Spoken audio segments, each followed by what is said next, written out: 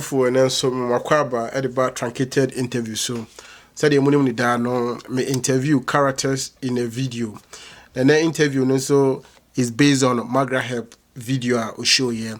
Shout out to Magraheb.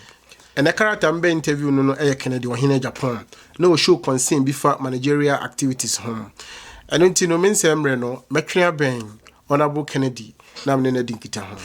Honorable or concern war any program home any day. Foolish my program my Sisia. I'm quite simple.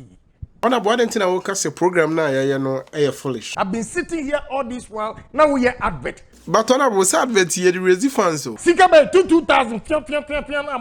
Your Honorable, to see as management 9 year. A day and a half we are making money ready. And I can say, Honorable, I didn't know almost the sound was by now, person you munadi.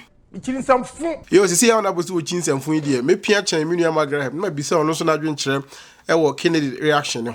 Magraheb, say who honorable reaction is saying. Kennedy is a no nonsense, no joke person. Who's honorable, you no nonsense person. Say now, say who be. It doesn't matter, sir. Then the phone workers and one I find him. And you're now all kinds of this. Sometimes it makes sense. Magraheb, what's the honorable canon? Sometimes it makes sense.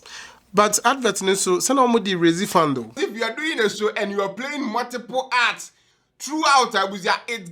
Nobody be jack at some point. Now, when you actually say the Kennedy and Nick Kwan Swan and one. Or in any business, if something is going wrong, obey me, I can want them. Why not? Any now, Madame was say, Magraheb, any honorable Kennedy Agyapong say, my friend also mobile and I'm going to be interview, Madame was say.